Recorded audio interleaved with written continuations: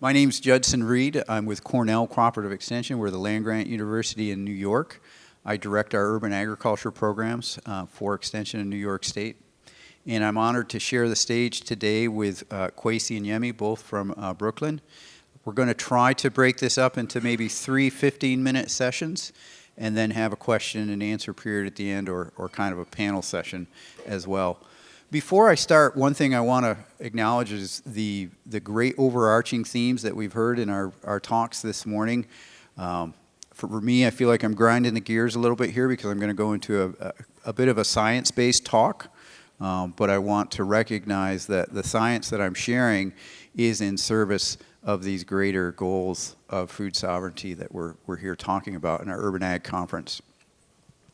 I also want to acknowledge that the experience and the knowledge that is looking up at me is far greater than what's up here. So I happen to be the one on the stage with a mic, but again, I want to recognize and honor all of the knowledge and earned experience that's looking at me right now. And what I have to share does not supersede anyone else's knowledge or experience here today. So what am I going to share? I'm going to talk about some work we've done with urban soils in New York City, as well as some of our other cities in New York State. Much of this work is funded by the NRCS, the USDA's NRCS program, and most of it is actually. So just to level set a little bit, in New York, what we find is our soils are generally constructed at our urban sites, and generally compost creates the bulk of the volume of those soils. For our mineral components within those, we do have a fair amount of sand, and then underneath that we may have all types of different fill. We do have a lot of people growing in the soil as well. So since this is a climate track, what I want you to think about is how do these urban soils provide some type of benefit to some of the challenges we face around climate, specifically organic matter and the ability to handle rain events, rain, water, and then how do those soils, the nutritional status of those soils, serve, again, the production goals of our urban farmers. So most of our soils in New York City, no surprise, are much higher in organic matter than our rural soils. So here we have a couple dozen different samples from 2022 and 2023 across New York City, and you can see that these go all the way up to 25% organic matter, and even a soil that is 100% compost won't test out at 100% organic matter, just so you realize that. The tiniest amount of gravel, sand, or silt within that compost will reduce your percent organic matter. But our average, we're looking around 14% organic matter on our urban soils, specifically in New York City. And along with that high organic matter, we have very high pH as well. Okay. Average is 7.23. But we have some that are up closer to 8, and as a reminder, the higher that pH is, generally the less nutrient availability we have for fruit and vegetable crops. Now again, to address some climate issues, those high organic matter soils do have a benefit in that they have a tremendous amount of porosity, and since that porosity is a fancy way of describing air or water holding capacity of a soil. So there's a lot of ability there to handle excess rainfall, and as we see more severe rainfall more frequently, urban soils can play an important part in climate mitigation in that regard. In general, we're looking at very low capacity. So these are some of the benefits of those high organic matter soils. Now, that very same porosity creates a challenge for urban farmers in that those soils dry out very quickly as well. And here's a classic shot of blossom end rot, which is a water-induced calcium deficiency in tomatoes, peppers, and other crops as well. These soils can actually become temporarily hydrophobic. So if you think about a sponge on your kitchen sink, that's completely dried out, what happens to the first few drops of water that hit that sponge? They kind of bubble up, right? They just sit there on the surface. And so the ability of that sponge to receive water is delayed until that sponge becomes moistened. And then it can receive water. But initially, water will roll off of that sponge. And the same applies to a high porosity soil. So this requires a greater level of skill and knowledge in terms of managing that water when we're irrigating. Another challenge with these urban soils in terms of their ability to help mitigate climate issues is how shallow they are. And so the image you see here is on top of a building in Brooklyn. This is Brooklyn Grange. Excellent urban farmers, rooftop farmers, but we're dealing with a very shallow soil there, 1 to 2 feet. And then the question is, what is beneath that soil? And that changes at all of our different urban farms. Is it a parking lot, an old parking lot? Is it a ball field? So that impermeable surface, in a sense, can become a contributor to water runoff over time. And so my colleague Sam Anderson, who's responsible for the majority of these slides, couldn't be here today, makes a note here that really what happens is those impermeable surfaces below a relatively shallow, high organic matter soil are similar to what we would call a compaction layer or a plow pan in a rural soil. Question? Yes, go ahead. So these rooftop farmers, aren't they bringing in basically constructed tools? Yes. Yeah. But then, so you're basically saying that the soil that they're drawing from are these higher organic soils, or how does that work? Yeah, so question on what are those rooftop soils, high organic matter? You can construct it any way you want to, and our CED Miriam is starting to answer that question. Do you want to keep going on it, Miriam? The one that I wrote was 50% compost, 50%. Hold on, I'm giving you a mic. You got 2 mics. Go for it, Miriam. Yeah, you have control, and a lot of it was trial and error in the beginning days. So Brooklyn Grange used standard roof light and found that they had to add a lot of compost to it, and they continue to do that. So what's behind your question? Well, I mean, you're talking about issues like this porosity, the issues around porosity. I mean, if you can construct your soil, can't you construct it in a way that you don't have these type of issues? No, because then you have weight problems. Thank you, Miriam. And great questions there. So I want to highlight that urban farmers here are actively engaged in developing solutions to some of these issues that we're presenting. And so in this case, we have a ground level farm that's mainly entirely compost. This is Red Hook Farm here, that are incorporating cover crops into their farm on an ongoing basis, which is going to improve the ability of that soil not only to hold on to water, but to deliver nutrients over time. And it also reduces the amount of tillage that's going on in these soils as well. This is work that we've had the privilege of receiving funding from a Conservation Innovation Grant, CIG grant, from NRCS to do this work with Red Hook. How do these soils then perform for delivering nutrients to our crops? Generally, we love organic matter and that it creates a slow release dynamic of fertilizers for us. They're extremely high in calcium, magnesium, and phosphorus. And oftentimes we do see some micronutrient deficiencies in our crops, particularly with those high pHs that come with high organic matter. There are also some challenges, and in particular, since these soils are, again, based in compost, there's a lot of nitrogen there that can be liberated, but is it liberated in a plant available form at the time that we want it to be?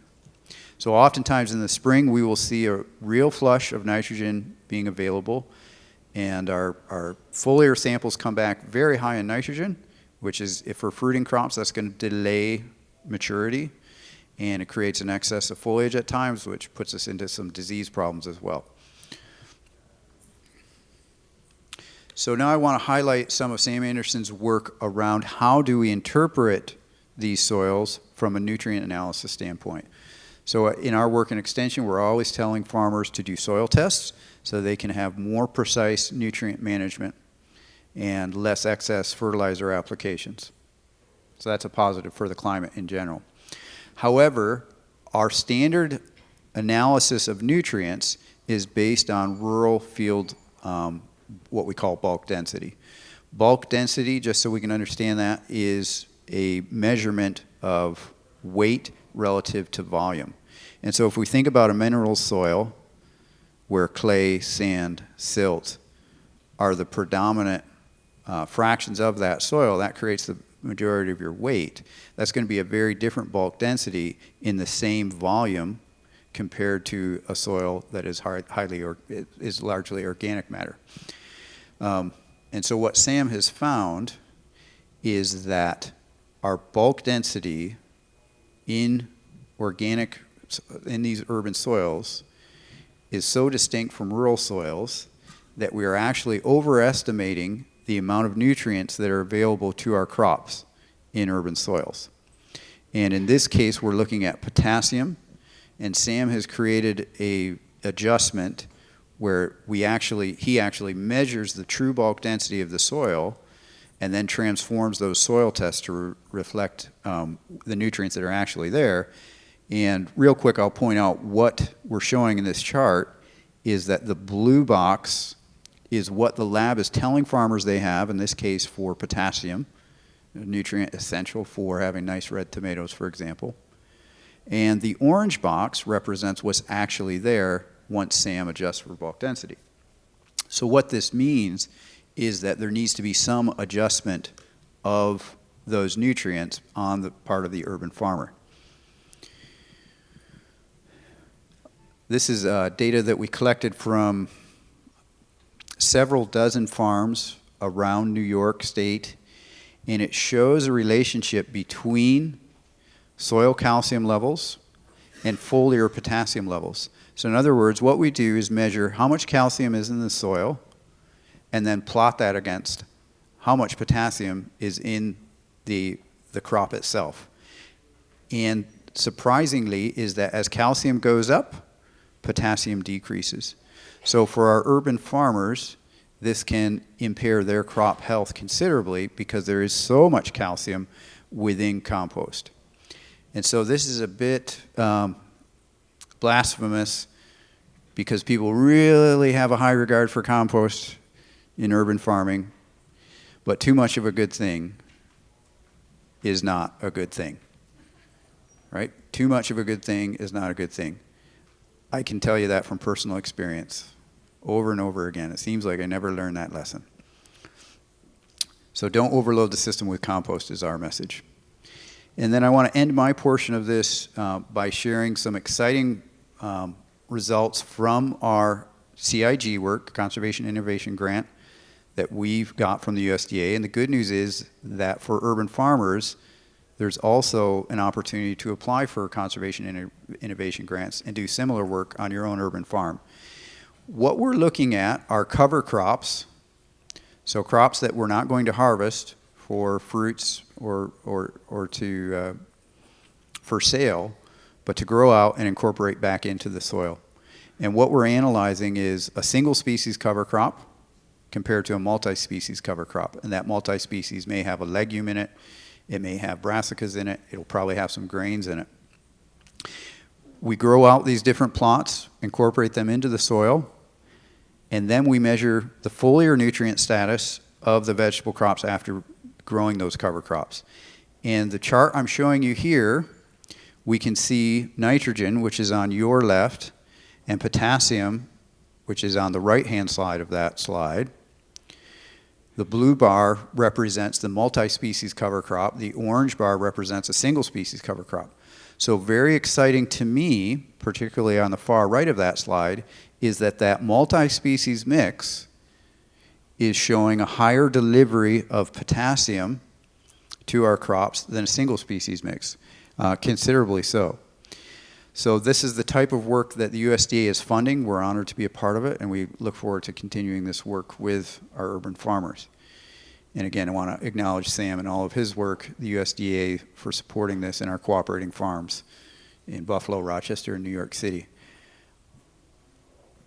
Any quick clarifying question this? Kyle.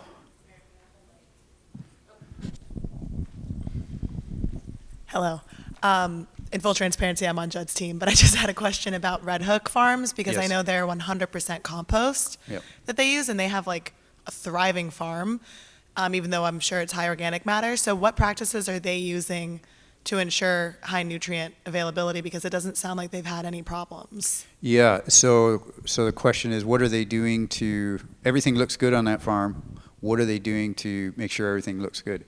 One is they are working with Sam to reinterpret those soil tests so if there is a deficiency there, they can correct that. And that can be done in an organic fashion if a farm is organic. That's one way to do it. Cover cropping is the other one.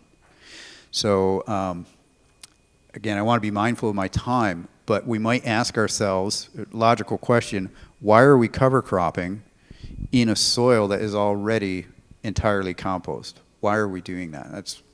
That's a logical question. One of the reasons we're doing that is that by incorporating plant matter into that, we're giving those microbes a boost or something to digest. So the compost itself has already been digested. It's finished. So the microbial status of that is probably not going to be as vibrant as a soil that is having organic living plant matter incorporated back into it. So we're supporting a more diverse microbial community when we do that. That's one of the reasons, Kyle. And so that issue of rapid releases of nitrogen in the spring from a completely compost-based system, that plant matter that's in there and the microbes that are really the unsung heroes here that are digesting that organic matter are a sink for that nitrogen so that we're not throwing all of this nitrogen at the plant roots at once. Yes, question here. Sure. Yes. So our mix there in that case was, I believe it was triticale, Austrian field peas, tillage radish, and clover. And we keep tweaking that. I have the distinct honor of introducing our next speaker. He doesn't want me to say much because he doesn't believe in long speeches. But someone I've had the privilege of working with now for, what are we on, 3 years, Kwesi? And Kwesi, why don't you stand up, Kwesi? Otherwise, they're not going to get this joke.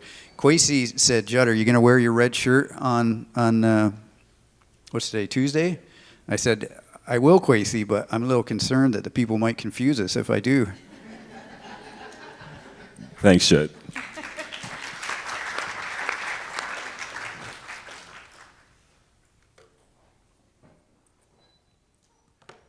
Morning, folks. I want to run through my slides and get to the Q&A because that's really where the learning occurs, right? The questions you ask, whatever needs clarification. So bear with me. Let me run through this.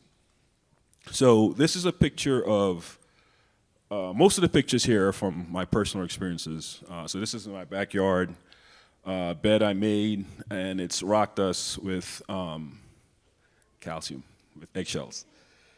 All right, so so I work for Cornell Corporate Extension, but I've been doing backyard gardening for a long time. I'm also a geologist, and I'm doing my executive MBA at Cornell, and there's something I want to do with rock dust. I'll share with that as we... Anyway, so what is soil? Soil is weathered rock, and there's a bunch of different types of rock that compose soil. So, pardon me. So rocks are made up of a bunch of minerals. And as you see here, you have quartz. When that weathers, it typically becomes sand. And feldspars, when they weather, they typically turn into clay. And minerals are made up of a bunch of elements. So what are elements? Elements are just the stuff that comes from the sun, right? It's like taking a multivitamin or something like that. For us, it's the same thing for the plants. And elements are created in exploding stars. So as you see here in the periodic table of elements, upper left-hand corner, you have hydrogen. But once a star starts making iron, and if the star is about 3 times the size of our sun, then it explodes and the other elements are made. So we are, in essence, we are all stardust. So the soil, the plants, the life on Earth is made up of elements from stars. Now, these elements, plants need certain elements in certain quantities to be able to function correctly. And if you don't have enough of them, then certain reactions won't go to completion. So the key is adding those extra elements that are missing from the soil. The 18 elements that a plant needs to grow, you have this, from the compost is in here, you have your browns, that's the carbon, and hydrogen, oxygen, and water. You have the NPK, macronutrients, nitrogen, your greens, right, the wet, smelly stuff you put in the compost. And you have your other micronutrients. But I'm really here to talk about the macronutrients. These micronutrients are the key for soil health. And of them, these are the 8 that we're going to focus on that a plant needs to grow. So on the left, you have the micronutrient, and on the right, that's the typical percentage that you would find in basaltic rock. Now, basalt is an igneous rock. It's formed from a melt. About 70% of what comes out of volcano is basalt. So it's widely available. It's literally at the bottom of our feet. So basalt is a very common rock. And there's some elements in here that are heavier than others. So heavy metals, you have copper, nickel, and zinc in the yellow that I highlighted. If you have too much of them, then it could be toxic for plants or human beings, as you see here in the column highlighted in red. The green column is what you would typically find in basaltic rock. So you need some of that heavy stuff, but you don't need a lot of it. So what rock dust will do, I'll get to the bottom. It will increase yield. Why will it increase yield? Because you're fortifying the plants with the stuff that's not typically found in the soil. So soil isn't just there. It's a medium, right? The soil, the rock dust isn't something that a plant can use. So it's the life in the soil that converts that stuff and makes it biologically available. Plants, in turn, like Judd was talking about cover crops, the reason why cover crops are so critical also is because as those crops are growing, some of the energy produced by photosynthesis is passed down through the roots to feed the life in the soil. So you don't want to leave that soil uncovered. In nature, you don't see healthy, barren soil because those plants will actually be feeding the rock. So it's a symbiotic relationship. So we need to have a symbiotic relationship with the soil. The soil and plants do their thing together. So this is my equation, but it's a simple one. Healthy soils equal healthy plants equal healthy humans. So we take care of the soil will take care of the plants will take care of us. And a byproduct of using rock dust, by adding rock dust to soil, is that it slowly, and I want to emphasize, slowly removes carbon from the atmosphere. Basalt is a silicate. It has a lot of silica in it. It's about more than 50%. And that silica binds with the carbon and blah, blah, blah, and then it slowly removes it. But here's what I don't want people to get confused. The rate that mankind is pumping carbon into the atmosphere is not the same as the rate that is being removed by the silica in rock dust. So this is called carbon sequestration or enhanced weathering. And I did a trial in 2022 with the Dean of the College of Agriculture and Life Sciences, Ben Holton, in Brooklyn to test how much of that of those elements the plants absorb, but I ran into some errors. But I will be doing this again with the assistance of the Mayor's Office of Urban Ag in New York to redo this rock dust trial.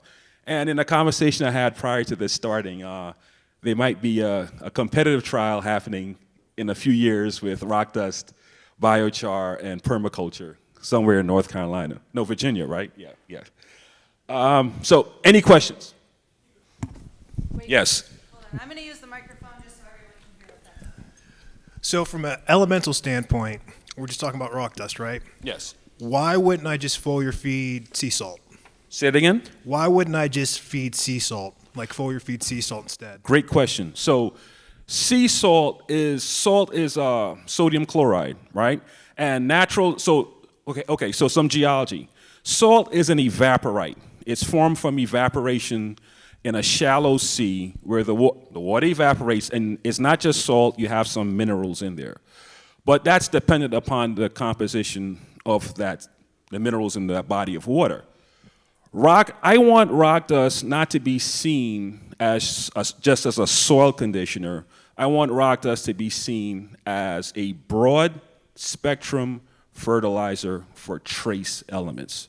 So all those elements that we saw listed in the picture with the volcano,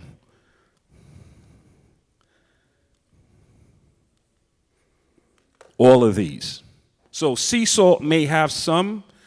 The basalt will definitely have those, especially iron, and especially the heavier stuff like the stuff you don't want too much in us, the last three. Yes. Just a clarifying question. Is this only for constructed soils that are primarily compost based at this point? No, most rock dust experiments, trials have been done in regular soil. In native soil. But it's definitely necessary for that stuff because it's just compost. And then follow-up question. So is there, depending on the texture of your soil, I'm in Pittsburgh, so we have very clay-y soils, and just, right, like, we have a lot of us have learned that, right, adding like sand to a clay soil just creates concrete. Is there, is this an alternative, like, are there any worries about a similar outcome? Is it comparable to adding sand or to try to change the texture? How does it change the texture in addition to increasing these micronutrients? Well, in clay soil, it'll make it more permeable. Great, thank you. Yeah.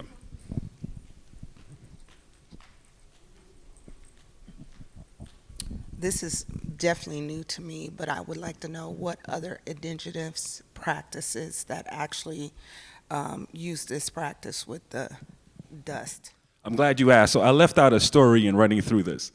So the story I would tell is of the Native American farmers. They would plant in the floodplain of a river. So let's think about what happens scientifically when a flood occurs. Before that water reaches that area where it's flooding, that water is flowing over hundreds of miles of different types of rock. And it's chipping away at that rock, and you have tiny pieces of rock floating that's suspended in that water.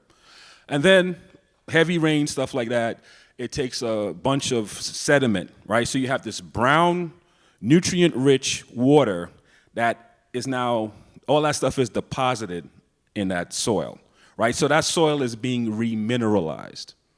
And you're adding the micronutrients from the rock, and you're adding the macronutrients from the sediment, all that brown stuff. So they are fertilizing their soil. They were fertilizing the soil using nature. So this is like recreating the flood, not the biblical flood, but the flood of, we're adding a bunch of trace stuff that's typically not there. Now, I had a question earlier. It was like, well, what if the soil already has it? Some soils are fortunate, because remember, soil is made of weathered rock. So depending upon the parent rock that's at that location, you may have a bunch of trace elements, but a lot of soils don't, right? Because if you are on, let's say, granitic rock, you're not going to have those heavier elements compared to rock that's basaltic. So it has been used. What's your follow-up?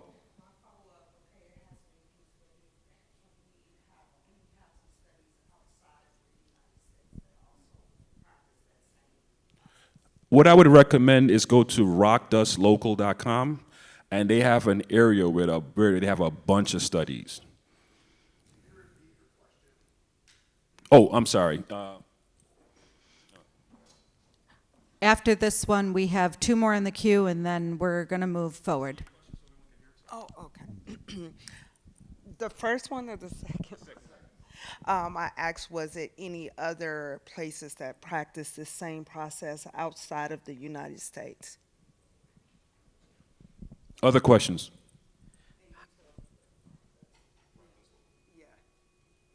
Yeah. Go ahead.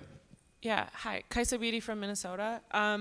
Maybe you mentioned this before because I came in a little late, but is rock dust a sustainable soil input, and where would one find rock dust in their local community if they wanted to add it? Good question. Basaltic rock, because it's so common, it's usually the waste product of mining. So I'm not going to touch mining. We all know what mining does. But instead of them paying money to bury that stuff, they can crush it. Well, first test it to make sure it doesn't have heavy metals. Crush it into powder. That way you're increasing the surface area so the bacteria could act upon it. And then sell it. So I like to call rock dust a rock sausage, because that's what a sausage is, right? You take the waste materials, you grind it up, and you make money off of it. So I won't say it's sustainable, but you're decreasing the amount of money spending trying to get rid of it. Next question. We're done. Those were the questions. Oh. All right, thank you so much. Oh, hold on. Yemi, I apologize. I didn't have your slide ready, but I just want to read this really quickly. Okay. Oh, geez. Please welcome Yemi Amu. She's the founder and director of Oko Urban Farms. She's one of NYC's leading aquaponics experts and directs all of Oko Farms' programs. I'll end it there. Thank you. Thank you. Good morning, everyone. I feel strange coming to talk to you about water instead of soil, because this whole morning has been about soil. And before I start, one of the things I always say to people when they come to the farm is, well, why is it possible to grow in just water and bypass soil completely? And people give different answers, but one of the best answers I've gotten is a group of kids that came to the farm, and one of the chaperones was like, "Swan, remember?" And what is SWAN? It's like sunlight, water, air, and nutrients, right? That's what plants need to grow. So plants cannot grow under any circumstance without light, water, air, and nutrients. And if you're able to provide plants with those things, then they can grow. So I'm gonna talk a little bit more about that, but introduce myself. My name is Yemi, like Koiku said. I'm an urban farmer. I've been farming in New York now for over a decade. Started out as a soil farmer, and then kind of expanded my work to include aquaponics, and I now run Oko Farms. I'm trying to figure out how to use this thing. There we go. And now I run Oko Farms, which is located in Brooklyn, New York. We're actually outside on vacant land. When most people hear aquaponics, they think indoors, they think rooftop, they think very remote and outside. We're actually literally outside. We're next to the East River, very open public space. That's a group of kids there who came for a tour. And that's our plants growing in water. That's taro that I'm holding up for the kids to look at, and it's growing in water. Oko Farms operates New York City's largest outdoor and only publicly accessible aquaponics farm. We're publicly accessible because we want to remove aquaponics from this remote indoor, proprietary technology and really bring it into the real world. Our mission is to promote aquaponics as an ecological farming method that mitigates the impact of climate change and increases food security for urban residents while demystifying it through aquaponics and education. So I said all that to say, what exactly is aquaponics? I often tell people that it is farming in water. That's it. You're raising fish and vegetables, or fish and plants specifically, in water in a symbiotic aquatic environment. And the key here is symbiosis. It mimics a closed-loop ecosystem that takes place in any natural body of water on Earth. As long as there are aquatic animals in that water, this system is taking place. And that system really is simple. It's the nitrogen cycle. Fish are living in that body of water, and they're constantly producing waste through their breathing, through their defecation, through their urination, and unlike land animals, terrestrial animals, they don't get to walk away from their waste.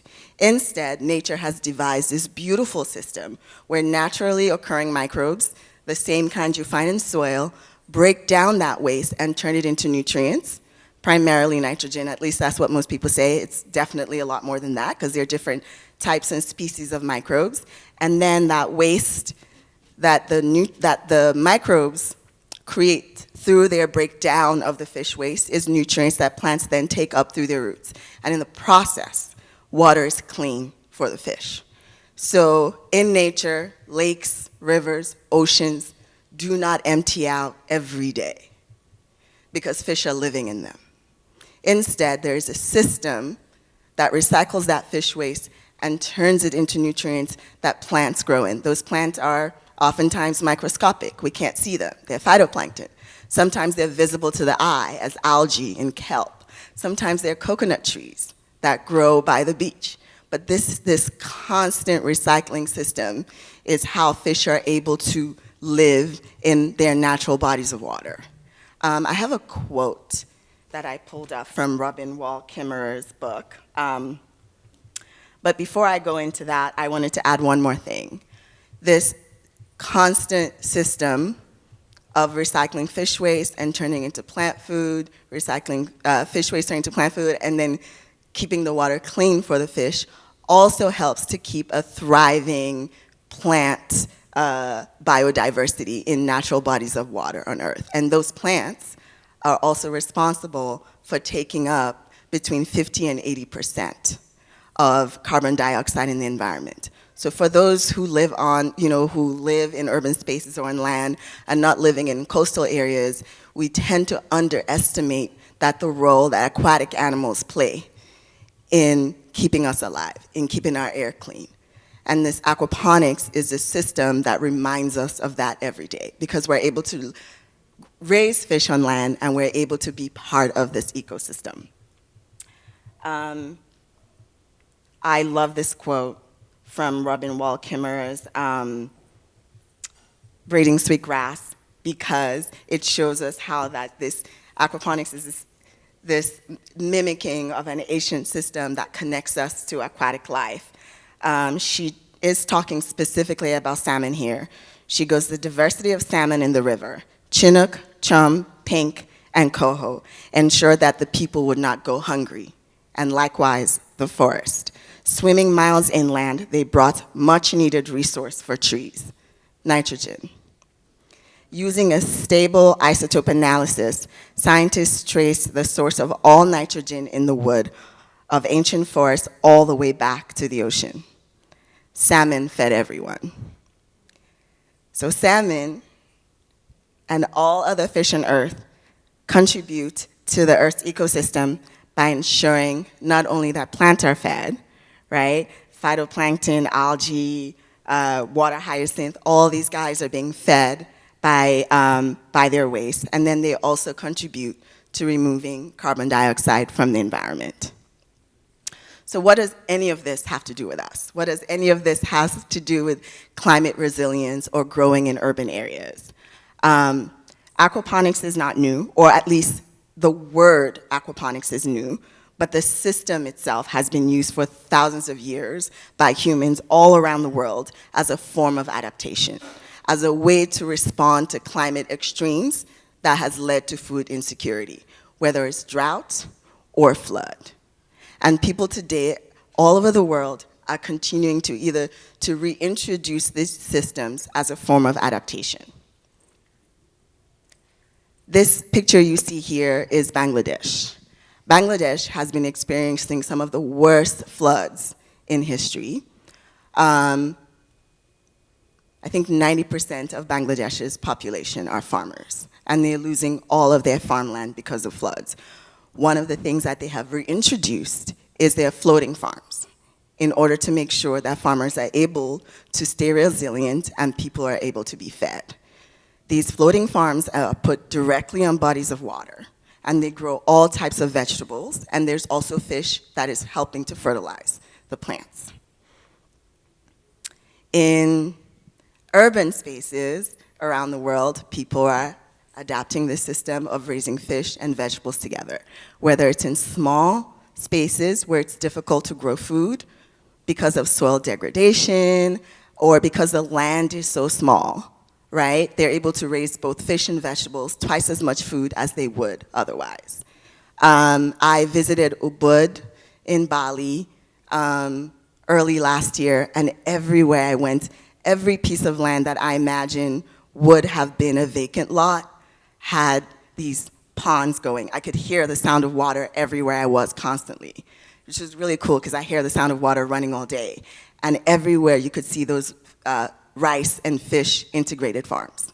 Rice growing everywhere with fish. And then a lot of them also incorporated ducks.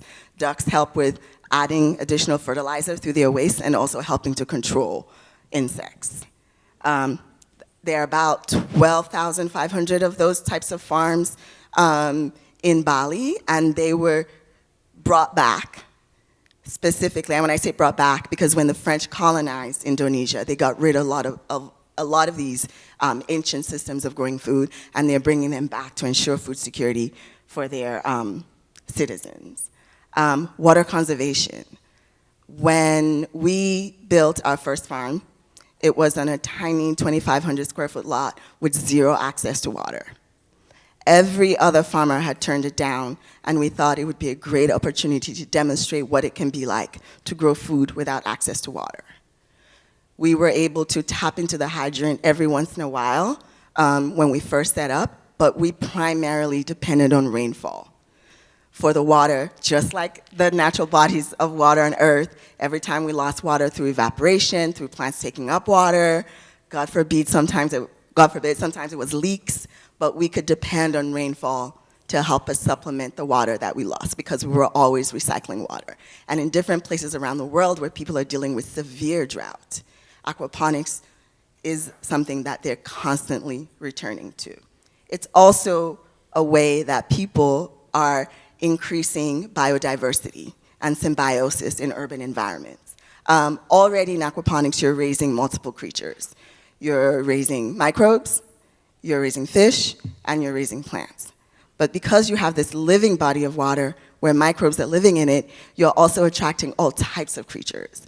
We have, I don't know, we have some bee folks on the farm who help us identify different species of bees that come to our farm. We have about maybe 5 to 7 native bees that have been identified. We have all types of dragonflies. We have all kinds of beneficial insects that show up all the time.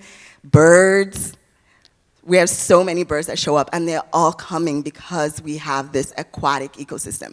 When you bring water into a place, it brings life. Water is essentially life.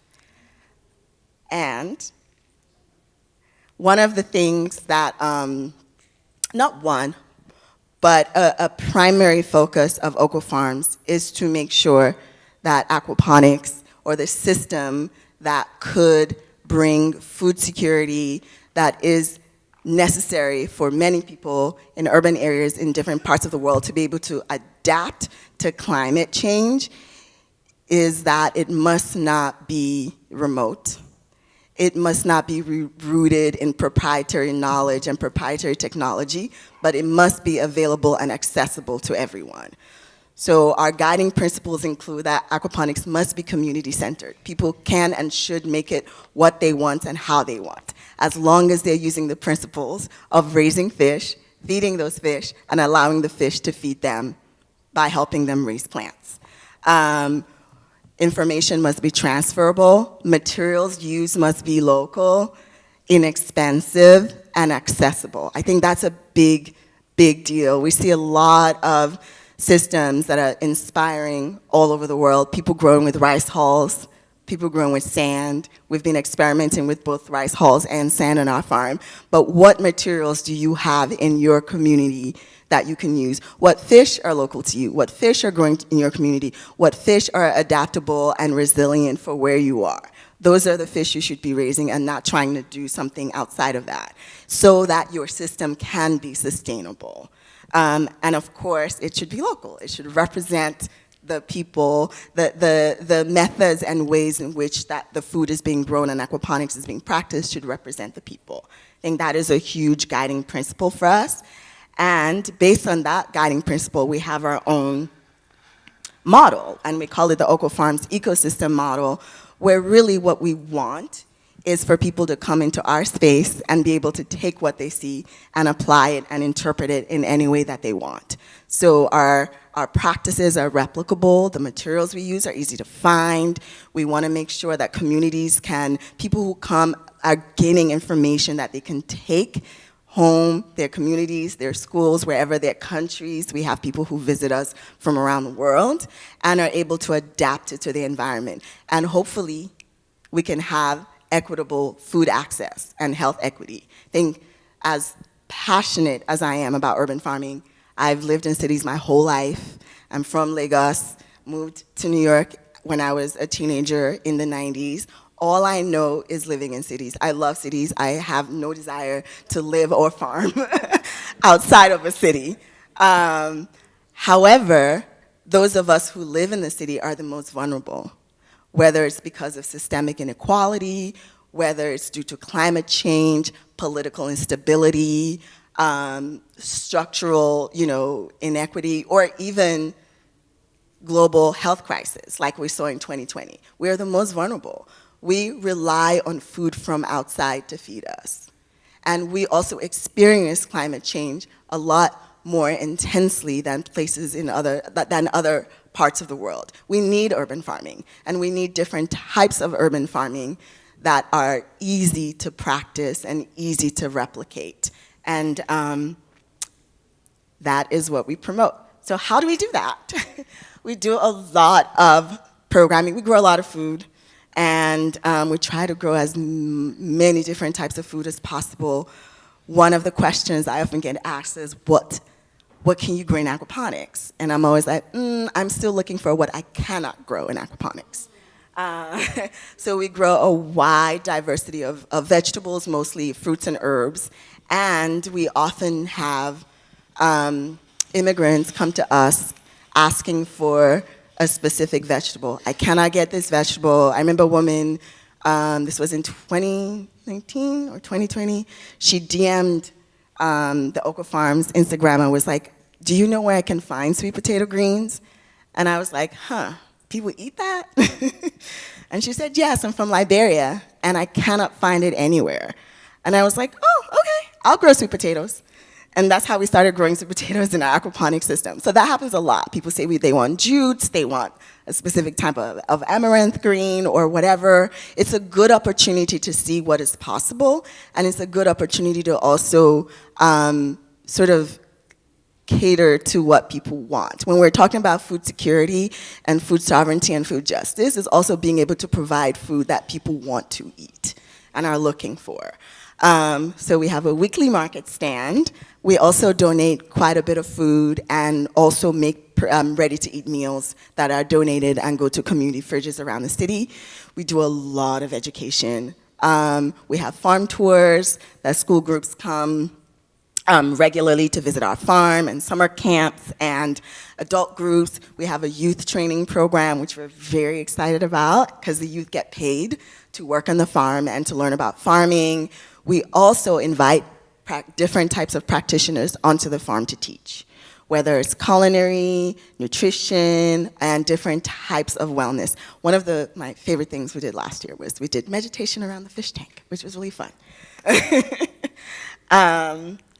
And then we do quite a bit of research. I mentioned earlier that we are always experimenting with different types of medium to put the plants in, to hold the plants up.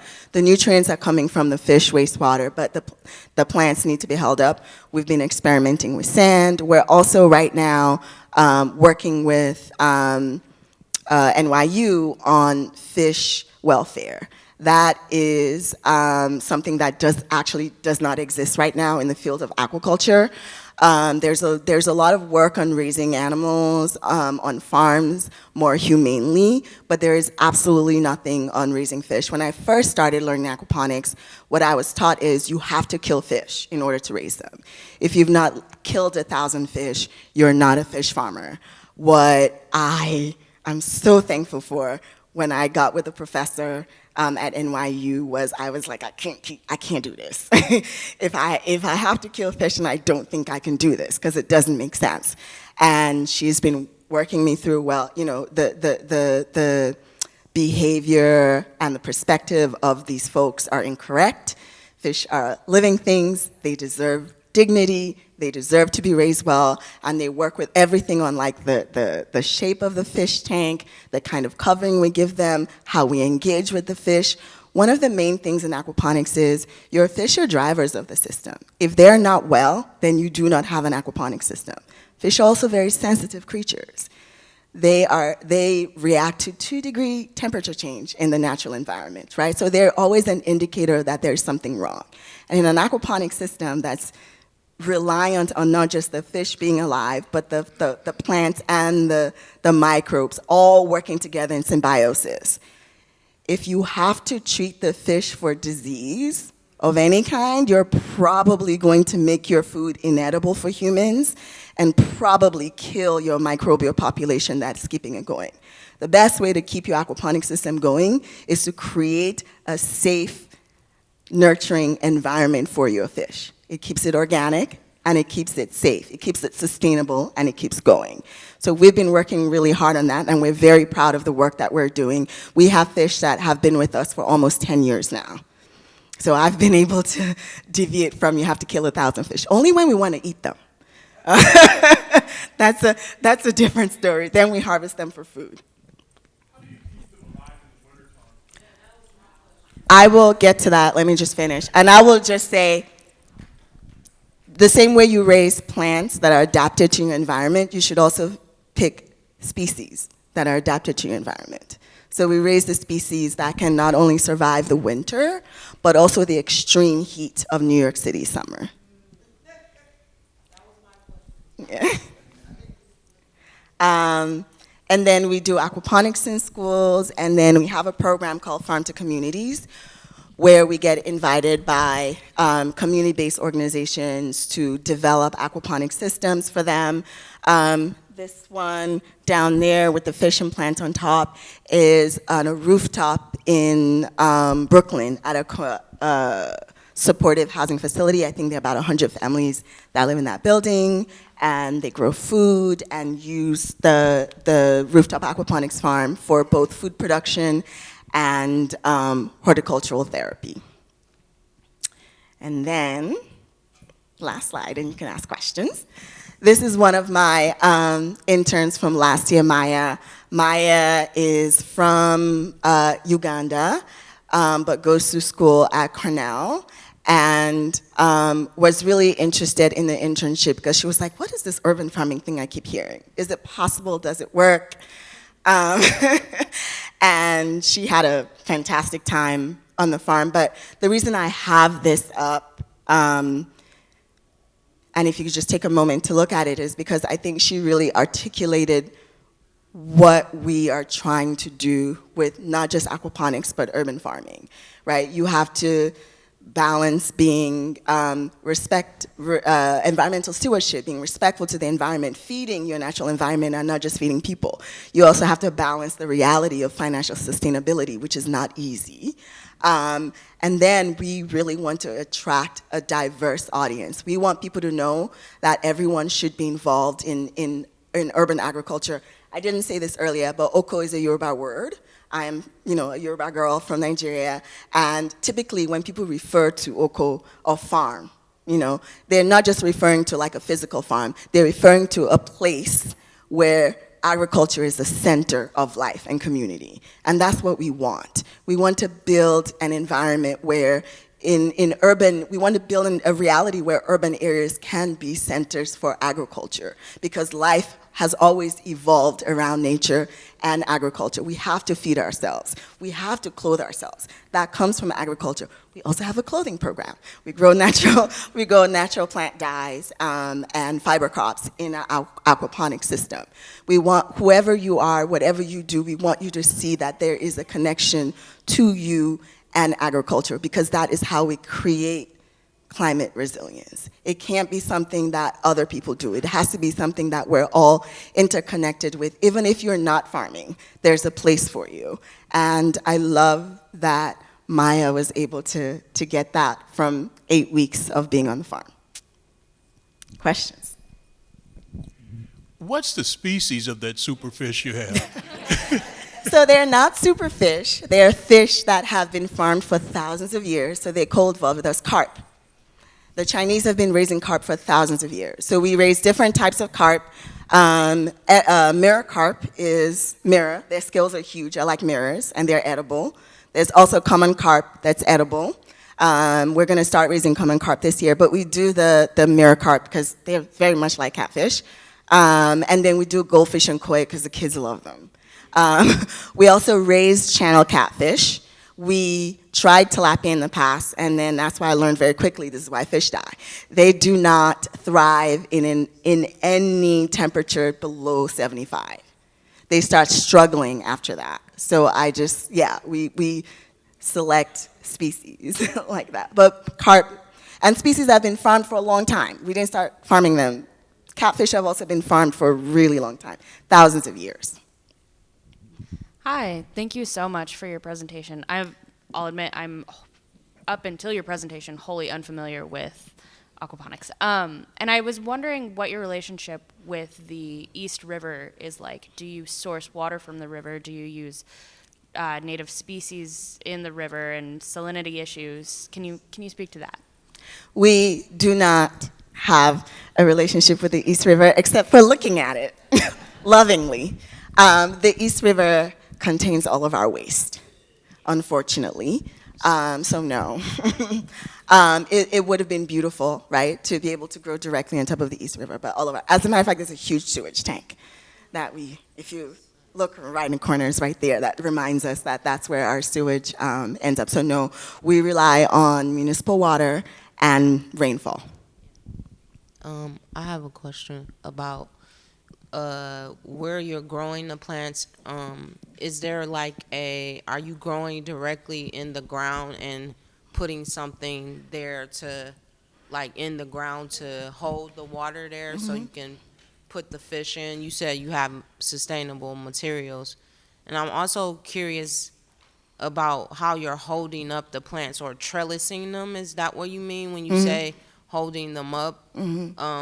What materials are good for that you've already seen that works? So there are a lot of different ways to do it, honestly, as far as your imagination can take you, but I'll talk about the three main ones that we use. So we have our deep water culture, which is, most people do deep water culture by building raised beds and then filling it with water, and then you have something that holds your plant up. We actually have ours dug in the ground. Where is it? Let me pull it up. Oh, it's in the beginning. So ours is dug in the ground, as you can see, because we couldn't afford, prices of lumber went up 200%. So we dug in the ground and then lined it with pond liner. Pond liner is what most ponds use. It's fish safe, it's food safe. And then we have these insulation boards floating on top. When I first started, it was the only thing I knew that people use, which is insulation boards. When I found out about Bangladesh, I realized that they actually use bamboo and create grids, and I can't wait to do that so that we can get away from the insulation boards. The benefit of those boards is that they actually help insulate the water. So the water, New York City temperatures can change so quickly, and fish do not respond positively to that. So that helps us. Another way that we do it is we actually grow in sand. That is very popular in the Middle East and in North Africa, and that's what helps grow the sand up. We also have containers, showing people that you can grow in containers. I saw a video of this guy in Malaysia, and I saw that he was growing in little pots, and I was like, ooh, I want to do that. And throughout Southeast Asia, a lot of people use rice hulls, just the outside of the rice. Cocoa coir, we have a mix of rice hulls and cocoa coir, you can do that. Some people use lava rock. I've heard that people use biochar, so I'm excited to try that out. As long as the material is not going to leach anything that could be harmful to either people or fish, or microbes. I have 4 last questions. I'm going to try and get to those in the queue, so please be patient. We have 10 more minutes. Quick question, have you thought about doing salmon, and can you also grow flowers? We do grow a lot of flowers. Those flowers are also part of our natural dye garden, and we make products with it. And no, we don't do salmon. A lot of reasons. One, salmon is saltwater. And in aquaponics, your fish and plants have to match. And because we're doing vegetables and flowers and herbs, they are not tolerant to salt. And 2, salmon is not a fish that people have been farming for long enough, and we tend to stay away from those because there's a lot of abusive practices around that. So we just stay with fish that we know have been farmed for a long time. We're not trying to reinvent the wheel. We just want to do what other people have done and done well for thousands of years. Yeah. I have a question in regards to, as a small farmer wanting to get started, what kind of regulatory guidelines do you have to adhere to for aquaponics? Mm-hmm. And then my second question, since you're on the rooftop, how do you prevent birds from coming in and, oh, it's not a rooftop? It looks like in the picture. The birds from getting your fish. Oh, that's, the fish are covered so that they can't get to them. We actually have geese. So. Sorry, I lost you. Yeah, the fish are covered and protected, and they prefer having covering anyway. So yeah, they're covered and protected. And you asked a question about regulation. That's interesting. When we first started, we were looking for regulation, and there wasn't much. What we work really hard to adhere to is like food safety practices. And in particular, when we do harvest fish, we sell them whole, live. So we don't do any processing on the farm because that would be illegal. So we sell to folks who know how to process fish, or who know what to do when they get a live fish. Thank you so much for all this information. I'm curious, I know the answer moving forward in terms of climate crisis and growing enough food, well, we have enough food, just distributing, bringing that local, is a multi-system approach. So this is like one approach of many. I'm also curious, like comparing this economically, like the price that it seems like a money-intensive process to get off the ground. And so I'm wondering if there's been models of like square footage food production on aquaponics versus like not conventional, but in soil ag, and what you can shed light on there. Thank you. That is a fantastic question. When I started the first farm, I had no money, and no job, and no money. And I think we put together, what did we do? We found lumber through Big Reuse, which is a company that recycles lumber. So we built our fish tank and grow beds using recycled lumber. We purchased, I think our largest purchase was palm liner, which cost about $2,000. And everything else we picked up off the street. And that was our first farm. I think that cost us like a total of $1,500. And we were on that site for 10 years. Our second farm, I made a joke earlier that the price of lumber went up 200%, so I dug in the ground. I think what I love about this system of growing is that you can have it be $10 million. I know people who have raised $100 million to set up aquaponic systems. They're not around today. This farm, this new farm site is about a quarter, it's barely a quarter acre. We're farming on about 10,000. We did a fundraiser. We raised $30,000, and that built a whole farm, including our very expensive greenhouse. And that's it. So it does not cost more than it costs to do a soil farm. And the reason I keep mentioning that I'm looking at people outside the country is because I'm specifically looking at people who have limited resources and are being creative and innovative in how they are feeding themselves. So you could have 2 containers or 2 holes in the ground, if that's what you can do, and have it, one hold the fish tank, the other one hold your plants if you want, or dig one hole and put the plants on top of your fish. It depends on the amount of space you have and the resources you have. But yeah, it can go from $500 to $100 million. This one is quick. Yemi, what are you feeding your fish? Ooh, okay. That's a fun question. Because we raise omnivorous fish, we feed them a combination of fish pellets and plants that we raise on our farm. So things like watercress, water hyacinth. They'll eat, whenever we have plants that are covered in aphids, we'll throw that to them, they'll eat it. They also eat a lot of mosquito larvae. So a bunch of things. And then worms, we always find worms in the system. I don't know where they come from, but they're always in there and the fish eat them too. Wonderful. How about a round of applause for Yemi and Kwesi and our audience.